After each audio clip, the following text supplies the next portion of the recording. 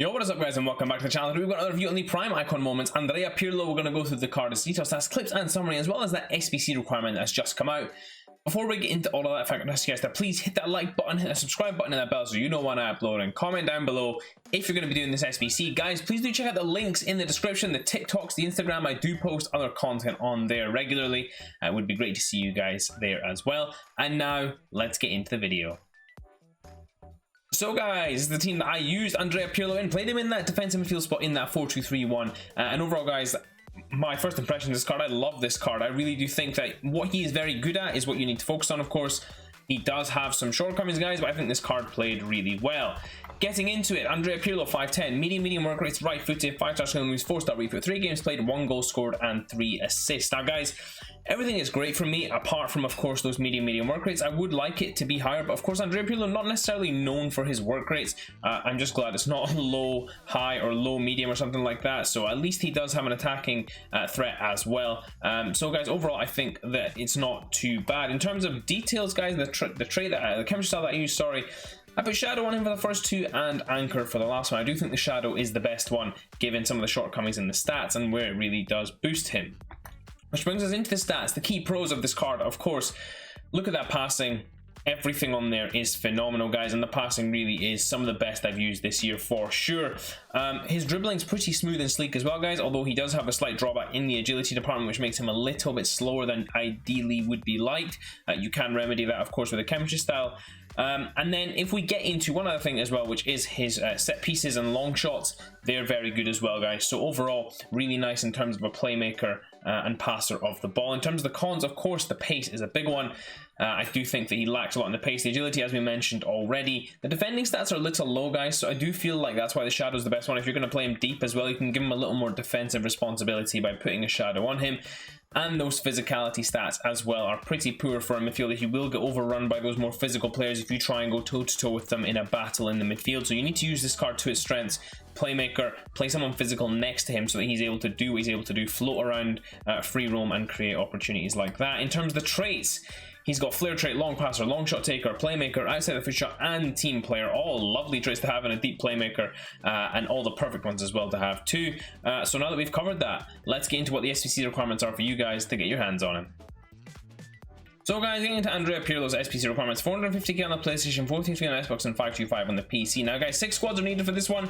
The last one, we'll start from the last because that's where the most expensive ones are. It's 218k for this one, 86 rated squad with 1 player from Serie A. The next one's an 85 rated squad with 60 chem, 1 player from Juventus. The next squad is an 83 rated squad with an informer foot champs player and 1 player from Milan.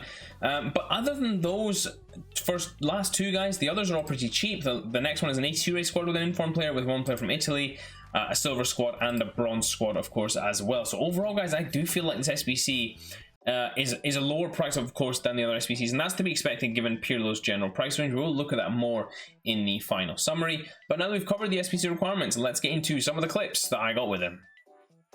So guys, getting into some of Andrea Pirlo's clips, and what you guys are going to see is his general ability to play that deep playmaker role and really control the tempo of the game. Now the first thing I want to get into guys with you is the biggest pro of this card, and I just want to get straight into it because it's my favorite part of this card is his passing. His passing is phenomenal. It's probably the best passing I've used all year, and I have used Prime Xavi. I haven't used Prime Icon Moments Xavi, but his passing was brilliant. And guys, time and time again, he would just play the perfect pass, the perfect way, playing it in the perfect way as well. Like when there was a run and there was a defender trying to track it down, he didn't play the pass so that the defender could intercept it, but rather played it around him very nicely where you would expect the ball to go.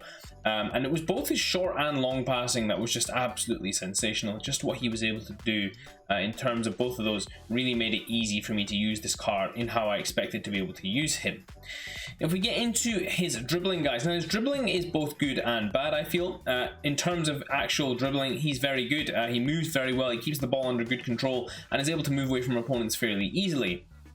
However guys, the one major con of his dribbling is that he doesn't have the highest of agility. So with his pace as well, he feels a little slow when you're turning with him. If that agility was a little bit higher, then I think this card would really be a problem in that midfield because he could turn so quickly, move so quickly and get into the transition really well too. In terms of his pace, guys, he is a little low on the pace side, and that's a real problem because, especially as we trend towards where we're going to in this game, I feel like you need to protect this Pirlo card a lot. You can't afford to leave him exposed because his pace will not be able to cover him that well. In terms of his defending, guys, it's a similar sort of story. So again, I feel like if you're going to play him in that deep role, I would give him some defensive boost. That would allow him to be able to at least defend competently. But then you need to put a player next to him who's able to cover him, because otherwise he will really struggle to defend in your team. He's not the type of midfielder who you could play him as a sole defensive midfielder and then run the rest of your team like that. You will need to protect this card and use this card in a more playmaker role than a defensive midfielder role. In terms of his shooting, guys, I think his long shots are pretty good. I didn't really get to test out his set pieces too much. I didn't really pick up many free kicks, but I did feel like his shooting was fairly decent, even though he did blast a couple over in these clips. He did only get one goal for me as well, guys, but considering where he's playing in my team as well, in that base midfield, I didn't expect him to get too many goals, and given his playstyle as well, if it was someone like Steven Gerrard, I would maybe expect more goals from that. The final thing I want to get into, guys, is his physicality. Now, his stamina is good, but his strength and aggression are both low, so you do need to pay attention to that, guys, because if you're trying to go toe-to-toe with many midfielders in that center of the park, you will get overrun. You need to use this card to its strengths, which is passing, dribbling, and moving around with the ball, playing little 1-2s, and that's really the best way to use this card. As we get into the final few clips, guys, you're just going to see more of the same lovely passing again, setting up the play well, intercepting the ball here, well positioned there as well for that. And in this final one, the only goal he scored for me, getting through into the box here and then smashing it into the far side. So guys, if we just get into this final Andrea Pirlo summary, now the first thing I want to look at is his price when you just buy him tradable. 504 on the PlayStation, 529 on the Xbox, and 690 on the PC. Looking at the key stats, guys, now we will come back to that price because that is important, guys, for the end of this review. The key stats of this card, the passing, of course, brilliant. The dribbling stats, for the most part, are really good. I do feel like the pace is a bit of a letdown. The long shots are good, though, and his physicality and defending do need a helping hand as well. So, guys, it really depends on where you're going to play this card. How you want him to play as well will dictate what you put on this card. If you do want him to be a bit more defensively capable, of course, the easy one to go with is a shadow. I mean, that's what it does to his pace and his defending. It doesn't make him an elite defender, just a competent defender, and that allows you to at least get some tackles in, get a lot more interceptions as well, and generally play just a little easier in that midfield, not have to load too much responsibility on one midfielder to do all the defending. If we were to go more attacking, guys, I wouldn't recommend any chemistry style that's going to boost his dribbling or passing unless it was to boost his agility.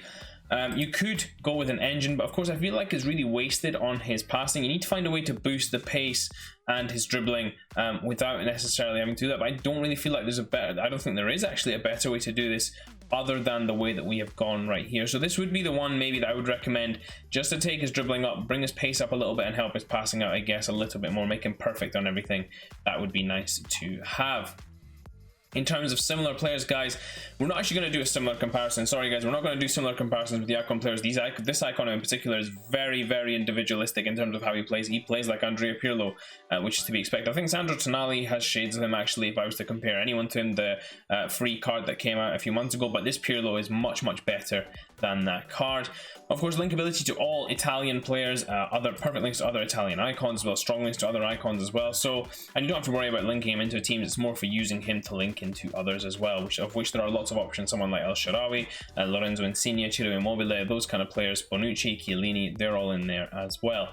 If we get into the price comparison, guys, now the first thing I want to talk about is his price comparison for the regular card. The tradable card is 504. Now, guys, this will fall as TOTS comes out, and I think this will trend down further towards this 450k mark. Now, if we go back to the player here and just see the SBC cost, it's 450k again, 433 and 525. Now, if we look at where that would put him, guys, that puts him just above where this Curtis Jones SBC was, above the What If Alejandro Gomez, and then there's a bunch of icons in here as well between him and that range.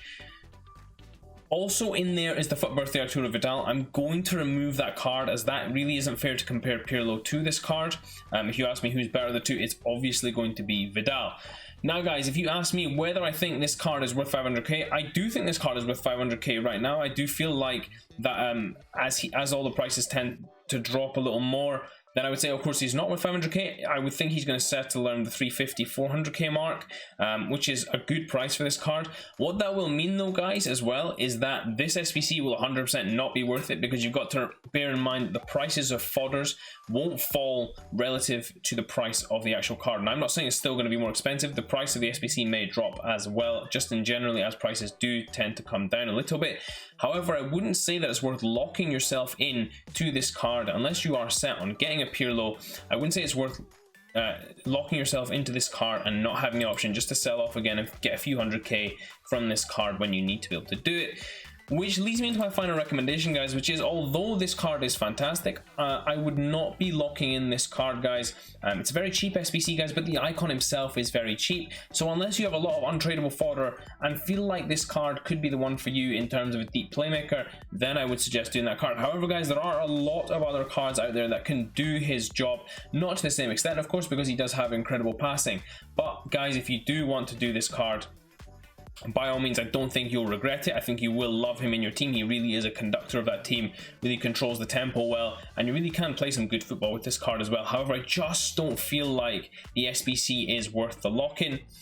I feel like these three SBCs that they released, Pirlo, Campbell, and Drogba, they're all very close as well to the price of their actual card, and that makes them a little less worth it, because it really doesn't have to drop that far for it not to be worth it at all.